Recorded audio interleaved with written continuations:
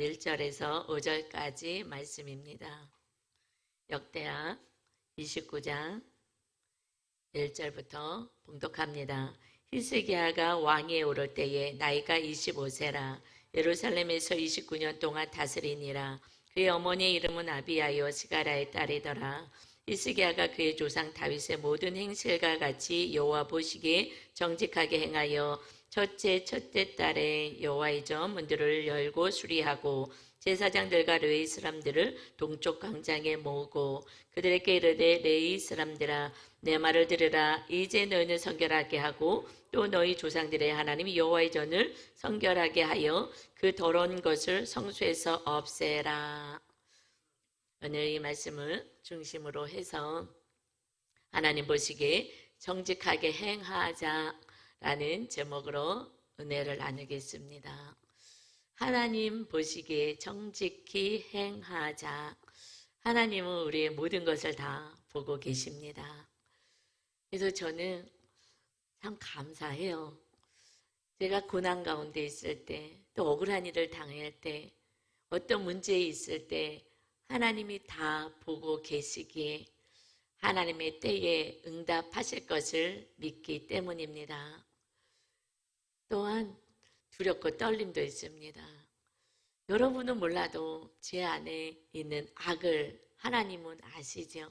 또 제가 악을 행하는 것뿐만 아니라 마음의 생각, 묵상까지 아시기에 그래서 저는 또 두렵고 떨림도 있습니다. 그래서 빨리빨리 회개하지요. 오늘 이렇게 하나님 보시기에 정직히 행했다라는 것은 오늘의 이 역대하 29장의 히스기야 왕에 대해서 말씀하신 거예요. 정말 히스기야 왕이 하나님 보시기에 정직히 행하였다. 그래서 그의 삶의 마지막에 장식하는 말씀은 그가 형통하였더라 하고 마치게 됩니다. 저와 여러분의 삶이 하나님 보시기에 정직히 행하면 하나님이 왕이 되시고 주인 되셔서 자녀들의 삶을 형통하게 하실 줄 믿습니다. 다시 한번 오늘 말씀을 부여잡고 우리 안에 정말 정직히 행하는 모습과 히스기야 왕의 삶의 모습을 보면서 우리가 말씀을 잘 받아서 마지막에 우리 삶에 결국 하나님이 함께 하심으로 형통한 인생이었다 라는 주위 사람들의 평가, 하나님의 그 인정함을 받는 저와 여러분 다 되시기를 주님의 이름으로 축원합니다. 첫 번째는 자녀를 말씀으로 양육하라 하셔요. 오늘 본문 말씀 역대하 29장 1절 2절 봅니다. 히스기야가 왕위에 오를 때에 나이가 25세라. 예루살렘에서 29년 동안 다스리니라. 그의 어머니 이름은 아비야요 스가랴의 딸이더라 하고 말씀하셔요. 그러면서 2절에 히스기야가 그의 조상 다윗의 모든 행실과 같이 여호와 보시기에 정직하게 행하여 이것을 제목으로 한 거예요. 하나님 말씀하셨죠. 다윗처럼 하나님 말씀에 하나님의 뜻에 정직히 행하는 자가 되라. 그런데 그렇게 행하지 않았어요. 지금 그 이후에 솔로몬도 정직히 못했죠. 13대 왕으로 이 히스기야가 왕이 됩니다. 그때 그는 다윗처럼 하나님 보시기에 정직히 행한 자가 13대 만에 나와요. 그런데 그의 아버지는 또 가장 악한 악 아하스입니다. 성전의 문도 다 닫고요. 눈에 보이는 우상만 쫓아서 그 나라의 우상을 섬기는 산당들을 세워서 그 다른 것을 의지합니다. 불안하면 할수록 외세의 침략이 있으면 있을수록 회개하라고 보내는 그 전쟁을 오히려 두려움 속에서 더 눈에 보이는 다른 것을 의지하고자 합니다. 그래서 가장 악한 악 아하스의 아들 히스기야가 가장 선한 왕이 되었어요. 어떻게 이렇게 될 수 있을까? 이것은 1절에 그의 어머니 이름이 아비야요 스가랴의 딸이다 그랬어요. 아버지 이름을 넣지 않았어요. 이 믿음은 그 어머니 아비야 때문이다. 근데 그 아버지는 스가랴이다. 이것이 이사야 8장 2절에 이 시대에 그 아버지 아하스 시대와 그래서 가장 악한 아하스 왕 때 이사야 선지자를 계속 보내주셔요. 그리고 징표를 구하라고도 하고 내가 너와 함께 하겠다고 하나님이 아무리 보내도 듣지 않습니다. 그래서 그 이사야 때에 8장 2절에 내가 진실한 증인 제사장 우리야와 여베레기야의 아들 스가랴를 불러 증언하게 하리라 하시더니 진실한 증언자가 누구이냐? 스가랴가 나옵니다. 하나님의 모시기에 진실한 믿음의 사람이 누가 있느냐? 스가랴. 이 스가랴의 딸이 히스기야의 어머니다 해요. 그래서 이 스가랴는 믿음의 이 아버지는 그의 딸 이름을 아비야라고 정했어요. 아비야는 하나님이 나의 아버지이십니다 라는 이름으로 그 딸을 잘 양육합니다. 너의 아버지는 나 스가랴가 아니야. 하나님이 너의 아버지야. 그래서 이름 자체를 아비야라고 지었어요. 그 딸은 이제 자녀 히스기야를 낳았어요. 그런데 남편 되는 이 아하스 왕은 악하게 하나님의 말씀을 다 버리고 성전문까지 닫아버린 그런 악한 왕이었어요. 그런데 그 아버지를 따르지 않습니다. 왜냐하면 양육을 너의 아버지는 자기의 이름처럼 하나님이야.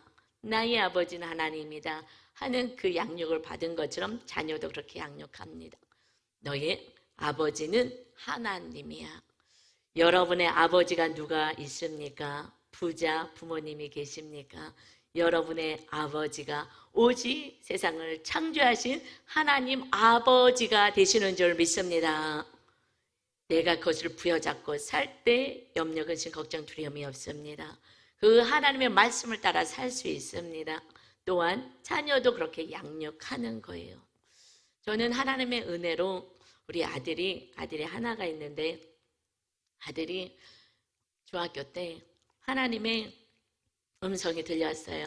그때 쉼터를 하고 있었어요.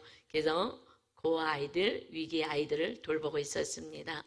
하나님의 음성이 새벽 예배 때 들려왔어요. 그때 우리 아이를 할머니 댁에 잠깐 맡기고 우리가 천안에 내려와서 개척하고자 내려왔을 때거든요. 그러니 아이가 우리 품에 있지 않고 저기 할머니에게 맡기고 내려온 상태이기 때문에 마음에 늘 염려가 있었죠. 하나님 지켜주세요 하고 기도했을 때 새벽 예배 때 하나님의 음성이 들렸어요. 너 아들은 내가 돌본다. 지금 고통 속에 있고 힘듦 속에 있는 이 아이들 엄마가 되줘라. 그 음성을 정확히 들었어요. 알겠습니다. 내 아들은 이제 하나님께 맡깁니다. 하나님의 아버지이십니다. 저는 위탁 모인 것입니다. 그리고 저에게 이렇게 같이 살고 있는 그 아이들을 돌보는 것을 제 자녀들처럼 정말 전심으로 제 아들과 딸처럼 양육을 했어요. 그리고 그 아들을 내 뱃속에서 낳은 아들은 하나님께 올려드렸습니다. 근데 그 후에 저희가 육적으로는 풍족하게 해주지 못했는데 그런데 부자 집사님이 우리 교회 다니지 아니하시는 그 집사님이 알게 됐어요. 그리고 그 집사님이 그 아들의 필요한 그 육적인 것들을 공급하기 시작했어요. 그래서 많은 또 이렇게 은혜를 누리는 육적인 것은 부족함이 없게 많은 것을 누렸어요. 제가 돌봤으면 육적인 거 그렇게 해주지 못할 것 같고 또 해주지도 않았을 것 같은데 하나님이 그렇게 붙여주셨어요. 그래서 저는 이 아들에 대한 우상이 사실은 그때 내려놔졌어요. 내 뜻대로 내 뜻을 이루고자 내 뜻대로 자녀를 키우지 않았어요. 사실 기도도 안 했어요. 하나님이 책임지겠다고 정확히 제가 들었는데 뭘 염려를 하고 기도를 해요? 알았어, 하나님 하세요. 그리고 우리 어려운 아이들만 그들을 위해서만 기도했죠. 그리고 이제 다 장성해서 이제 장가 갈 때에 목사님이 아빠가 주례를 받잖아요. 그때 그렇게 주례사를 하는 걸 들었어요. 이제 육의 아버지를 이제 떠나서 새로운 가정을 꾸리니 그야말로 진정으로 너희 아버지는 이제 하나님이시다. 하나님만 아버지로 모시고 날마다 의지하고 기도하는 자가 되라 하고 주례를 해주시더라고요. 너무 감사했어요. 이제 이 지금 히스기야가 이렇게 믿음의 사람으로 세워지게 된 것은 가장 하나님이 기뻐하시는 선한 왕으로 인정받게 된 것은 내 자녀라고 여기지 않았기 때문인 거예요. 오직 우리 모두는 하나님만이 아버지가 되셔서 하나님의 음성을 따라 그 뜻을 따라 사는 그런 믿음의 자녀로 우리가 양육해야 될 줄 믿습니다. 저희들에게는 그러지 않았으면 세상으로 더 많이 좀 나갔을 것 같아요. 그러나 하나님 앞에 온전히 드렸더니 오히려 하나님이 또 주의 종의 길을 걸을 수 있는 또 은혜까지 허락해 주셨습니다. 마지막 순간 목회자가 되는 신대원에 갈 때 정확히 얘기했어요. 엄마의 뜻은 어떠세요? 내 뜻은 중요하지 않아. 너희 하나님 아버지의 뜻이 중요하니 기도원에서 응답받기 전에는 내려오지 말고 응답받은 대로 해라. 근데 저는 주의 종이 될 것을 먼저 받았기 때문에 얘기하고 싶지만 저는 입을 다물었어요. 이제 하나님께 기도해서 하나님의 아버지, 하나님을 부여잡아야 되기 때문에 그래서 기도하고 이제 신대원에 가겠습니다 하고서는 이제 기도하고 주의 종의 길을 걷습니다. 결혼한 지 한 3년쯤 된 것 같아요. 우리 며느리가 들어왔어요. 2년 동안 양육을 열심히 시켰어요. 그래서 정말 산당에 있는 무의식에 있는 자기의 어떤 세상의 가치관, 부모로부터 내려왔던 거짓된 신념들, 상처로부터 와서 거짓된 그 생각들, 신념, 가치관들 이것까지 다 양육을 받으면서 그것을 발견하고 뽑기 시작했어요. 그리고 성령이 충만한 자로 세워지기 시작했어요. 그래서 날마다 말씀 묵상하고 자기의 죄를 보는 그래서 부부가 이제 정말 천국을 누리는 가정으로 세워졌어요. 금년에 제가 얘기를 했어요. 우리 가정 안에서 이제 묵상이 몸에 뱄으니까 그래서 성경 통독을 하자. 그래서 1년 10독 하자. 1년에 10독을 하자. 그랬어요. 그랬는데 제가 처음만 얘기했지 그것을 강요하진 않았어요. 묵상이 저는 더 중요하거든요. 말씀대로 사는 훈련이 더 중요한데 그걸 잘하고 있기 때문에 그것까지는 스트레스를 주고 싶지 않았어요. 하지만 1년에 10독 했으면 좋겠다. 그렇게 했는데 어저께 카톡방에 올라왔어요. 오늘 성경 통독 3독 했습니다 하고서는 할렐루야 하고 올라왔어요. 제가 너무 기쁜 거예요. 하나님 감사합니다. 하나님 아버지의 말씀을 듣고 보는 것이 성경이잖아요. 이제 처음에는 시작할 수 있어요. 1독은 할 수 있어요. 간신히 2독까지는 어떻게 할 수 있어요. 그 다음부터는 쉽지 않아요. 우선순위가 자꾸 뒤로 물려가거든요. 그런데 3독 했습니다. 너무 기뻐갖고 너무 좋은 거예요. 하나님 감사합니다. 이제 제가 줄 수 있는 거는 바른 양육밖에 없거든요. 그래서 막 너무 좋아서 뭘 좀 줄까 하는데 뭐 제가 줄 게 있나요? 그래서 제가 봉투에다가 제가 조금 이렇게 넣었어요. 정말 너무너무 귀한 거예요. 근데 사실 제 마음에는 돈만 있다면 100만 원을 넣어주고 싶었어요. 1년에 10독하면 100만 원씩은 1000만 원이잖아요. 하나님의 말씀을 10번이나 1년 동안에 읽었다면 이 1000만 원이 이것보다 훨씬 더 귀한 가치가 있지 않겠습니까? 근데 제가 100만 원을 내줄 돈이 없어요. 그래서 제가 최선을 다해서 넣어줬어요. 그리고 얼마나 귀한지, 이게 얼마나 큰 가치가 있는지 정말 평생 알았으면 좋겠다. 그래서 날마다 10독 했을 때 정말 절만을 받으면서 이것이 이렇게 귀한 거야? 정말 몸으로 채울되길 원했어요. 여러분, 우리가 양육하는 것은 오직 말씀으로 하나님 아버지만 붙잡고 살게 하면 부모님은 임무 완수예요. 그 다음에 하나님 아버지가 우리 자녀를 이끌어갈 줄 믿습니다. 여러분은 저에게 영적인 자녀인 거예요. 그래서 양육합시다. 묵상합시다. 선물도 주고 쉬운 성경도 사주고 말씀도 어려울까 봐. 근데 통도까지는 아직 가자고 할 수는 없어요. 왜냐면 아직 훈련이 잘 안 돼 있어서 말씀 묵상으로 날마다 나의 죄를 보고 하나님의 말씀대로 사는 훈련들이 아직 안 됐기에 성경 통독합시다까지는 못 간 거예요. 그런데 감사하게 우리 가정에 들어온 며느리가 잘 하고 있는 거예요. 하나님 너무 감사해요. 너무 감사합니다. 여러분 모두가 정말 말씀으로 잘 양육받아서 오직 하나님이, 세상을 창조하신 하나님이 실질적으로 나의 아버지가 되십니다 고백하는 진짜 믿음을 소유하시길 주님의 이름으로 축원합니다. 두 번째는요, 성전 문을 열고 성결하게 청소하라.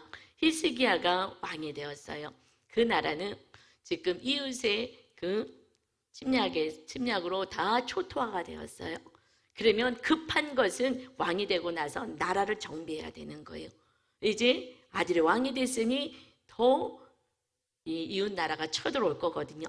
당장 급한 거는 지금 이 국력을 정확히 정비해야 되는 거예요. 전쟁을 대비해야 될 이 가장 급한 일인데 그것을 먼저 하지 않아요. 그리고 우선순위를 둡니다. 성전을 깨끗이 정리하여 하나님께 예배하는 것부터 시작합니다. 이것이 3절인 거예요. 3절에 첫째 달에 여호와의 전 문들을 열고 수리하고, 여호와의 문을 활짝 열었어요. 아버지는 닫아버렸어요. 그리고 자기가 의지하는 것들을, 우상들을 다 세우고 그것에 가서 절하고 도와달라고 하는 거예요. 어려우면 어려울수록 더 눈에 보이는 것을 의지합니다. 그래서 성전문도 닫아버렸어요. 그런데 여호와의 전 문을 활짝 열고 수리합니다. 그리고 4절에 제사장들과 레위 사람들을 동쪽 광장에 모으고 그들에게 이르되, 레위 사람들아 내 말을 들으라. 이제 너희는 성결하게 하고 또 너희 조상들의 하나님 여호와의 전을 성결하게 하여 그 더러운 것을 성소에서 없애라. 이제 레위 사람들, 제사장들을 먼저 모아요. 하나님을 예배하고 섬기는 이들을 먼저 모읍니다. 그래서 불러가지고 정말 너희가 먼저 성결하게 해서, 그래서 여호와의 전에 있는 이 더러운 것들, 우상들 다 없이 해라. 이제 여러분 부모님들이 먼저 믿음 생활을 해야 하는 거고요. 리더들이 이렇게 성결하게 해야 돼. 내가 하나님으로 영으로 충만하게 성결한 자가 돼야 합니다. 그래야지 믿음 연약한 성도들이 왔을 때 하나님의 말씀으로 잘 양육할 수가 있지요. 성전문을 열었다. 여러분, 그래서 예배를 준비했습니다. 그런데 지금 신약에서 성전은 어디예요? 우리 마음 안에 주님이 오시고 나서 우리 죄를 다 용서해 주시고 우리 안에 주님의 영신 성령님의 거하시는 성전이 되었어요. 이제 성전의 문을 열어라 말씀하셔요. 성전의 문, 우리 마음에 있는 문을 열어라. 내 모습을 보라는 거예요. 내 마음의 성전이 어떤 우상이 있는지, 어떤 더러운 것이 있는지, 무엇이 있는지 너의 마음, 너의 성전, 너의 삶을, 너의 말을, 너의 행동을 보아라. 이걸 봐야지 내 모습이 보여야 회개할 수 있습니다. 그렇지 않으면 나는 예배 드렸으니까 나는 잘 살고 있어, 하나님이 복 주실 거야 라고 착각하는 거예요.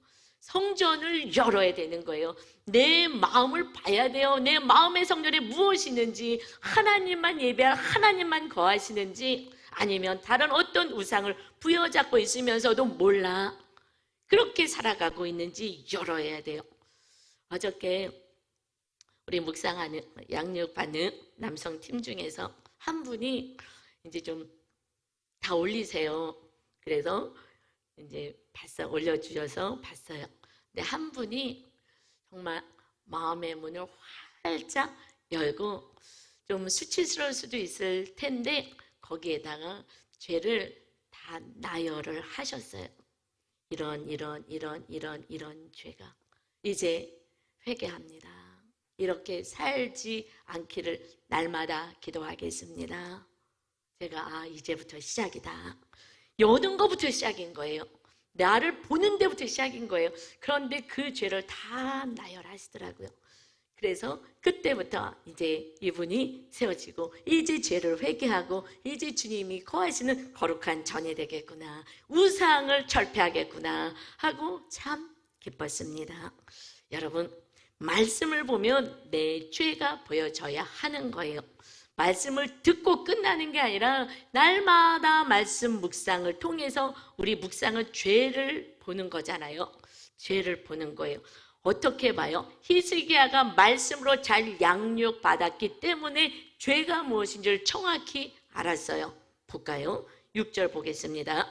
우리 조상들이 범죄하여 우리 하나님 여호와 보시기에 악을 행하여 하나님을 버리고 얼굴을 돌려 여호와의 성소를 등지고, 그냥 뭉뚱그려서 우리 조상들이 죄를 졌습니다 하지 않습니다. 정확히 조목 죄를 나열해요. 이게 중요한 거예요. 하나님 알게 해주는지 모르게 해주는데 다 용서해 주세요. 이것은요, 말씀으로 죄에 대해서 민감하지 않은 거예요. 다시 말해서 말씀에 민감하지 않게 두루뭉실 가는 거예요. 히스기야가 말씀으로 양육을 받아서 믿음의 사람이기 때문에 죄에 대해서 정확하게 고백을 하고 정확히 집어냅니다. 우리 조상들이 범죄하였는데 여호와 보시기에 이것은 악을 행한 것입니다. 하나님을 버렸습니다. 하나님 앞에 얼굴을 돌려버렸습니다. 여호와의 성소를 등져버렸습니다. 그리고 7절에 또 낭실문을, 현관문을 닫아버렸습니다. 등불을, 그 안에 있는 성소의 등불을 꺼버렸습니다. 성소에서 분향하지 않았습니다. 기도하지 않았습니다. 이스라엘 하나님께 번제를 드리지 아니하였습니다. 헌신을 드리지 않았습니다. 정확히 죄를 나열할 수 있는 믿음의 사람, 죄에 대해서 민감한 자였어요. 그래서 그는 회개합니다. 회개하면서 그는 그 조상들이 고난 속에 있었던 그 고난은 우리들의 죄 때문입니다 라고 고백을 해요. 보통은 다 원망하죠. 내가 뭘 잘못했다게 나에게 병을 주시고, 내가 뭘 잘못했다게 고난을 주시고, 내가 뭘 잘못했다고 우리 자녀께 이렇게 하십니까? 라고 하는데, 그런데 히스기야는 그렇게 하지 않아요. 조목조목 죄를 나열하며 회개하고 나서, 그리고 이 상황은 우리들의 죄 때문에 벌어진 것입니다 하고 이 사건을 바르게 해석합니다. 이것이 8절 이어서 8절입니다. 여호와께서 유다와 예루살렘에 진노하시고 내버리사 두려움과 놀람과 비웃음거리가 되게 하신 것을 너희가 똑똑히 보는 바라. 이로 말미암아 우리의 조상들이 칼에 엎드려지며 우리의 자녀와 아내들이 사로잡혔느니라. 이 모든 것은 죄 때문인 것이다. 하나님 우리가 버렸기 때문에 하나님이 진노하시고 벌을 내리셔서 다시 회개하기를 원하신 것이다. 우리는 이제 회개하여서 다시 하나님이 다스리는 나라가 되게 하자 하고 하나님께 원망하지 않습니다. 그때에 이 남쪽에서 에돔에서, 중간에 블레셋에서, 위쪽에 북이스라엘이, 그 위에 아람이, 그 위에 아수르가 쳐들어왔어요. 그래서 수십만 명이 죽어나갔어요. 그리고 수십만 명을 포로로 끌고 갑니다. 그리고 성전에 있는 것들, 보물들, 왕궁에 있는 거, 백성들이 가지고 있는 재물도 다 가지고 빼앗아 가버렸어요. 이렇게 망하게 된 거, 이것은 죄 때문입니다. 하나님 앞에 온전히 나가지 못하고 예배하지 못하고 하나님을 아버지라고 왕으로 섬기지 않았기에 이 죄를 졌습니다. 이러니 이제부터는 우리가 회개하고 정신을 차려서 모든 우상을 철폐하고 오직 하나님만 예배하는 자가 되자. 그래서 먼저 성전의 문을 열었어요. 여러분 마음의 심령의 성전이 어떤 상태인지 문을 열지 않는다면 여러분은 장님처럼 기머거리처럼 살아갑니다. 아무리 하나님의 말씀이 선포되어도 나한테는 해당이 되지 않은 말씀 같이 느껴지는 거예요. 그리고 들려지지도 않습니다. 뭐 하는 거야? 뭘 잘 모르겠다. 무슨 말인지 모르겠다. 왜요? 어디서부터 내 마음의 성전을 열지 않았어요. 내가 지금 어떻게 살고 있는지 정확하게 보지 않기에 나는 잘 사는 거죠. 그냥 날마다 죄도 뭉뚱그려요. 알게 지는데 모르게 지는데 다 용서해 주세요. 하나님은 용서하기를 원하시는 거예요. 회복하기를 원하시는 거예요. 그런데 뭐가 잘못됐는지 모르는데 어떻게 회개하겠습니까? 말씀으로 날마다 비추어서 여러분의 말과 생각과 묵상과 행위를 비추어서 하나님 보시기에 정직히 말씀대로 행하는 저와 여러분 다 되시기를 주님의 이름으로 축원합니다. 그러고 나서 세 번째는요, 하나님께 감사 예배를 드려라. 이것은 히스기야가 그렇게 했습니다. 10절 11절 봅니다. 이제 이스라엘 하나님이 여호와와 더불어 언약을 세워 그 맹렬한 노를 우리에게서 떠나게 할 마음이 내게 있다. 하나님의 그 분노하심이, 하나님이 이 땅을 하나님의 나라로 세우셨는데, 그 우리는 언약을 맺었는데, 여러분 우리는 그냥 막연한 하나님, 어딘가에 계실 하나님을 믿는 게 아니라 언약 백성인 거예요. 계약을 맺었어요. 이스라엘 백성들을 노예로 출애굽하고 나서 시내산에 머물러서 하나님의 나라 가는 그 여정 가운데 먼저 언약 맺자. 하나님의 말씀대로 살겠느냐?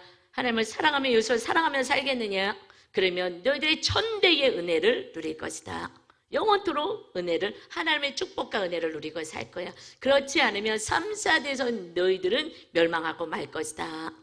이 언약을 맺었어요. 하나님은 그대로 행하시는 거예요. 그 말씀대로 행하시기에 이제 다시 언약을 맺고 정신을 차려서 하나님은 우리에게 끊임없이 은혜를 주시고자 하는데, 우리가 하나님을 떠나버려서 이 고난을 당했으니 이제 하나님을 힘을 다해 목숨을 다해 하나님을 섬기는, 그리고 이웃을 사랑하는 삶을 살자. 언약을 맺자. 이제 신약에서는 예수 그리스도의 피로 언약을 맺었어요. 예수님 십자가 달려 돌아가시는 이제 새 언약 백성이 된다. 내가 십자가에서 너희들의 모든 죄를 다 짊어질 거야 하고 말씀하시고, 그리고 이제 너희들의 새 계명, 서로 사랑하면서 끝까지 용서하고 사랑하면서 구원을 이루라 말씀하십니다. 이것을 언약을 다시 맺는 거예요. 여러분이 언약 백성인 것을 믿으셔야 하는 거예요. 이제 하나님은 날마다 그냥 축복만 하신 분이 아니라 잘못했을 때는 벌을 주시면서 회개하기를 원하시는 하나님이시라는 것입니다. 그러니 이제는 11절, 내 아들들아 이제는 게으르지 말라. 여호와께서 이미 너희를 택하사 그 앞에 서서 수종들어 그를 섬기며 분향하게 하셨느니라. 이제 게으르지 말고 하나님을 예배하는 자가 되어라. 여러분, 예배가 하나님을 영화롭게 하는 거예요. 하나님 우리를 구원해 주시고 우리의 아버지가 되시고 우리를 지켜주신 하나님 감사합니다. 이제 게으르지 말고 예배하라 하고 명령을 내립니다. 이것이 29장이죠. 30장에서 이 예배는 어디까지 가야 되느냐? 6월절 예배까지 가야 되는 거예요. 30장에서 이제 6월절 예배를 드려라 1절에 선포합니다. 한번 볼까요? 히스기야가 온 이스라엘과 유다에 사람을 보내고 또 에브라임과 므낫세에 편지를 보내요. 예루살렘 여호와의 전에 와서 이스라엘 하나님 여호와를 위하여 6월절을 지키라 하니라. 6월절 예배는 누구를 위해서 드려지는 거예요? 여호와를 위하여 드리는 거예요. 여러분, 믿음이 없을 때는 그냥 나를 위해서 예배도 나를 위해서 드리는 거예요. 복 받기 위해서 나를 위해서 드리는 거예요. 오늘 교회 가면 복 주시겠지. 나를 위해서 드려요. 복은 이미 우리는 받은 자예요. 하나님이 지옥에서 천국으로 내려가시는 하나님의 백성이 되게 하면 하나님이 지키시겠다고 약속하셨기에 천대의 은혜를 누리는 자가 우리는 이미 됐습니다. 그런데 육적인 복만을 생각해요. 6월절 예배는 여호와를 위하여 드려지는 진정한 예배인 것이에요. 6월절 예배가 뭐냐? 이 백성들이 노예로 있다가 출애굽해서 이제 하나님의 나라 땅으로 갈 때에, 그때에 마지막 그 재앙, 어린 양의 피를 발라서 문설주에다가 발랐어요. 그때 장자가 죽지 않고 하나님의 백성들은 살고 거기 애굽 땅에 있는 모든 장자는 다 죽게 되었죠. 그때 나가라라고 했어요. 그래서 구원을 허락하신 그 사건은 6월절 예배이기 때문에 항상 그날을 기억해서 예배드려라. 일주일 동안 감사하고 찬양하고 아무 일도 하지 말고 예배드려라. 그러나 13대 왕이 되었을 때 히스기야만 6월절 예배까지 드립니다. 그 전에 6월절 예배를 드리지 않아요. 이것은 오직 하나님이 나의 아버지가 되시고 왕이십니다 고백하는 자에게만 이 예배를 드리는 거예요. 거기까지 우리는 가야 됩니다. 이 6월절 예배가 무엇이냐? 왜 이것을 반드시 기념하여서 제사를 드려라 예배하라 하셨냐? 이것은 앞으로 이제 예수 그리스도가 오셔서 6월절 어린 양으로, 오늘 찬양 드렸죠. 6월절 어린 양 주님을 찬양해서 6월절 어린 양으로 오셔서 온 인류를 구원할 것을 날마다 기대하고 고대하면서 이 6월절 예배를 드려라. 이제 우리는 그 은혜를 누린 자입니다. 이제 6월절 예배는 날마다의 예배가 돼야 하는 거예요. 나 같은 죄인을 위해서 하나님의 아들이 내 죄값을 치르셨어요. 죄를 사노라 하지 않으셨어요. 내가 손발로 지은 모든 그 악한 죄들, 교만한 죄들, 이것을 하나님의 아들을 보내주셔서 그 아들이 정말 십자가 형틀에 매달려서 막 졸고하며 벌벌벌 떨면서 이 고통을 다 감당하셔서 우리가 하나님의 자녀가 된 것입니다. 이것을 잊어버린다면, 그러면 우리는 첫사랑을 회복해야 되는 거예요. 그때 우리는 온전한 신앙으로 회복되는 것입니다. 여호와를 위하여 드려지는 예배예요. 이 예배는요, 날마다 눈물과 감사와 찬양이 있어요. 9시에 예배 때도요, 정말 손이 아파서 그렇지 손을 내릴 수가 없는 거예요. 하나님, 저를 받아주세요. 감사합니다. 9시 때는 조금 더 좀 편한 거 있거든요. 9시 때 눈물이 하염없이 찬양하는데, 오늘도 찬양의 그 6월절 그 어린 양을 노래하고 찬양하는데 눈물이 하염없이 내려오는 거예요. 사실 이렇게 빈자리가 많이 있고, 저도 환경적으로는 여러 가지 기도 제목들이 많이 있습니다. 그러나 그것을 뛰어넘는 감사와 기쁨과 날마다 예배 때마다 막 눈물의 찬양이 있는 거예요. 하나님 감사해요. 감사해요. 여러분, 우리가 구원받아 영원한 천국에 갈 수 있는 것은, 아니 이 땅에 주님이 내 안에 임하셔서 천국을 누릴 수 있는 것은 하나님의 아들 예수 그리스도가 우리를 위하여 생명을 주시고 3일 만에 부활하셔서 부활의 영광이 우리에게도 임하는 줄 믿습니다. 이것을 놓친다면 하나님은 슬픈 거예요. 예배드리는 것이 그저 복받기 위해서, 내가 오늘 예배 안 드리면 벌 받으면 어떡하지? 복 받아야 되는데, 여러분, 이미 우리는 복 받은 자인 것입니다. 주님의 영이 내 안에 임해서 우리를 다스리는데, 우리가 주님보다 다른 걸 더 사랑하고 더 의지하고 그것을 우상 삼으니 복을 못 받는 거예요. 여러분, 주님 안에서 참된 안식은 6월절 예배, 주님이 나 같은 죄인을 위해서 죽으러 오시고 날마다 보혈을 흘러주셔서 용서해 주시는 이 은혜가 정말 가장 귀한 축복인 줄 믿습니다. 그 예배를 드릴 때 우상은 떠나가게 되는 거예요. 볼까요? 지금 30장 1절에 6월절 예배를 드렸어요. 30장 내 예배를 드린 6월절 예배를 기뻐 드리는 내용이 쭉 기록되어 있고요. 31장 1절에 가서 볼까요? 이 모든 일이 끝남에, 6월절 예배가 다 끝남에 거기에 있는 이스라엘 무리가 나가서 유다 여러 성읍에 이르러 주상들을 깨뜨리며 아세라 목상을 찍으며 유다와 베냐민과 에브라임과 므낫세 온 땅에서 산당들과 제단들을 제거하여 없애고 이스라엘 모든 자손이 각각 자기들의 본성 기업으로 돌아갔더라. 지금 북이스라엘에 있는 그 에브라임하고 므낫세 지파까지 내려왔어요. 왜냐하면 그 왕들이 우상 숭배를 너무 해서 벌써 아수르에 망했거든요. 그래서 바로 그 위에 있는 에브라임 므낫세 지파는 요셉의 자손이에요. 그래도 믿음에 있는 뿌리 집안이 좀 다른 것 같아요. 6월절 예배 드리자고 편지 보냈더니 그 지파가 내려왔어요. 요셉의 자손, 믿음의 뿌리는요 대단한 거예요. 여러분, 믿음의 가문이 여러분의 아버지, 여러분의 부모님, 그 부모님이 믿음의 계보가 있다는 것은 가장 복받은 거예요. 그래서 6월절 예배를 북쪽에 있는 에브라임 므낫세 지파가 요셉의 자손들이 드리게 됩니다. 그러고 나서 6월절 예배, 우리가 구원해 주신 것은 하나님의 은혜였지, 출애굽해 주고 우리가 노예로 평생 살다가 죽을 것을 하나님의 강권적 은혜로 구원받았지, 그 예배를 딱 드리고 났더니 오직 주님만의 은혜와 감사가 딱 내 안에 있게 돼요.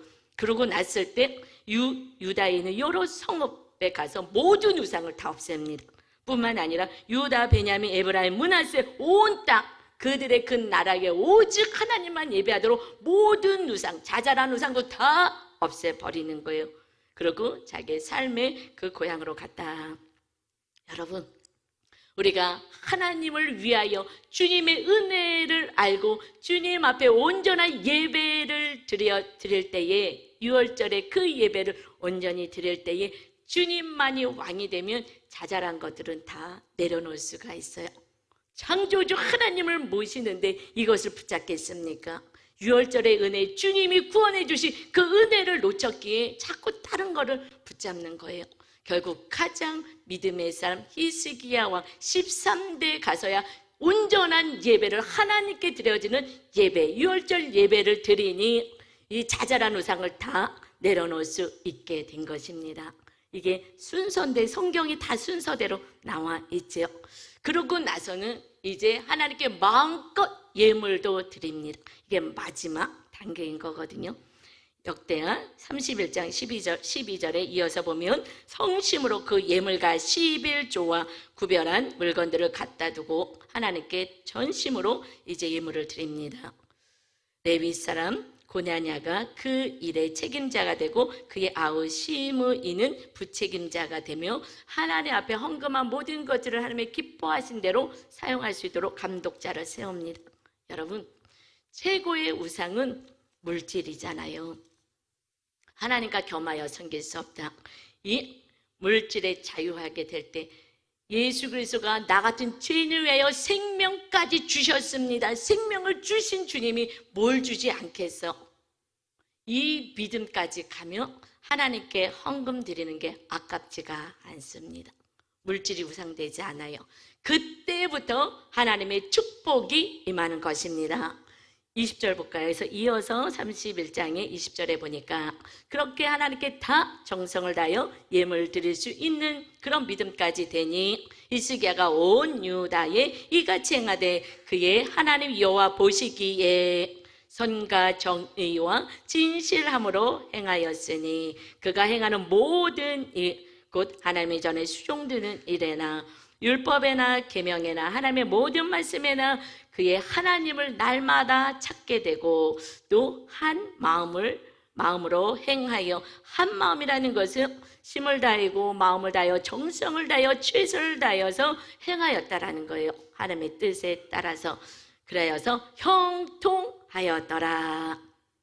그의 삶은 결국 하나님이 마음껏 물질 축복도 줄 수가 있습니다. 그렇게 명예도 줄 수가 있는 거예요. 그것 자체가 우상이 되지 않을 수 있는 유월절 예배, 주님의 그 은혜로 날마다 감격하고 감사할 수 있는 그 믿음이 될 때에 그때의 우상을 다 내려놓으니 하나님이 무슨 물질을 주든 뭘 주든 이것이 또다시 우상으로 되지 않습니다.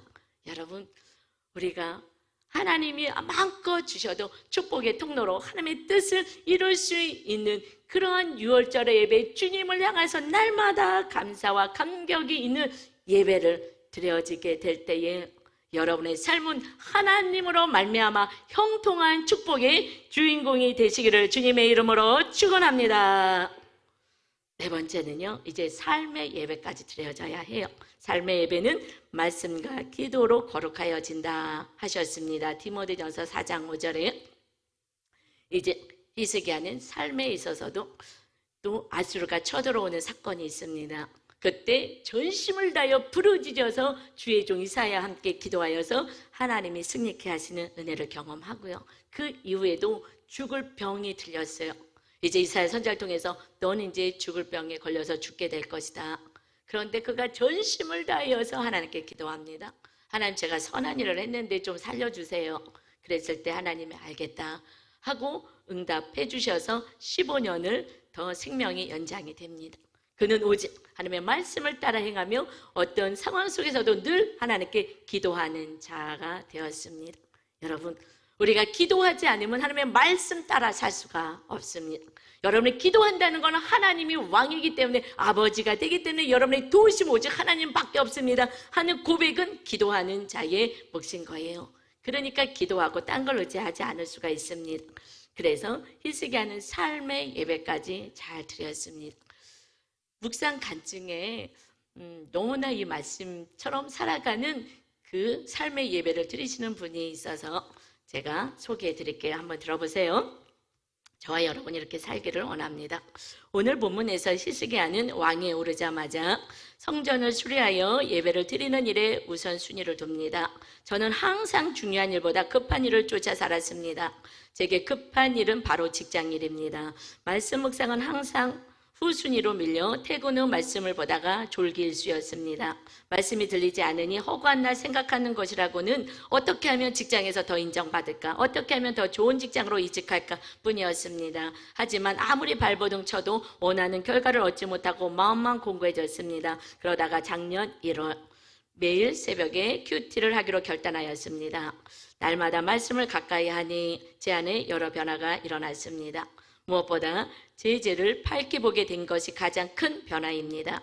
저는 20년 넘게 신앙생활을 해오며 여호와 보시기에 정직히 행하고 있다고 생각했습니다. 하지만 하나님을 그저 단순한 조력자로만 여기며 종교 행위 이면에 감춰진 제 안의 욕심과 교만은 보지 못했습니다.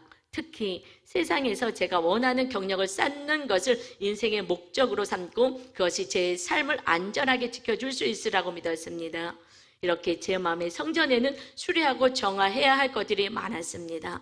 이제 말씀으로 제 죄를 점점 밝히 보이자 큐티 책에는 회개의 기록이 한 줄 한 줄 늘어갑니다. 하나님과 교제의 기쁨을 온전히 누리는 시간이었습니다. 또한 말씀을 통한 마음의 변화는 행동의 변화로 이어졌습니다. 과거에는 오직 저희의 문제 해결만 놓고 실험하던 제가 성도들의 아픔에 함께 울 수 있게 되었습니다. 직장에서도 인정받으려는 우상을 내려놓고 신의회를 조직하여 동료들과 말씀을 나누었습니다. 그랬더니 하나님은 제게 영의 회복뿐만 아니라 육의 회복도 허락해 주셨습니다. 직장에서 이룬 여러 성과는 제 자신조차 믿기지 않을 정도였습니다. 제 힘을 빼고 하나님의 손에 맡겨드리니 가장 최고의 것을 얻게 하셨습니다. 하나님은 사소한 죄라도 씻어내라고 한다고 하십니다. 일상에서 순간순간 올라오는 음란한 생각이 저의 첫 번째 척결 대상입니다. 날마다 깨어 말씀을 묵상함으로 물질적 편안함 때문에 빠질 수 있는 나태함도 경계하겠습니다. 이분은 이제 축복을 많이 받아서 물질의 어려움은 없는 것 같아요. 그래서 너무 물질적으로 편안하니 나태해질까 봐 경계하며 깨어있겠습니다. 적용하기. 소그룹 지체들의 기도 제목을 놓고 매일 새벽에 기도하겠습니다. 이제 이웃을 향하여 하나님의 축복의 통로로 쓰임받을 때까지 갑니다. 여러분, 이제 오늘 히스기야 왕을 통해서 하나님 보시기에 정직히 행하였더니 마침내 형통한 자가 되었다. 육적인 형통, 우상의 형통이 아닌 하나님이 주시는 온전한 믿음, 주님을 찬양하고 예배하며 날마다 이 예배가 하나님이 기뻐 받으시는 예배까지 올라가시는 여러분 다 되시길 주님의 이름으로 축원합니다. 우리 찬양 드리고 기도하겠습니다.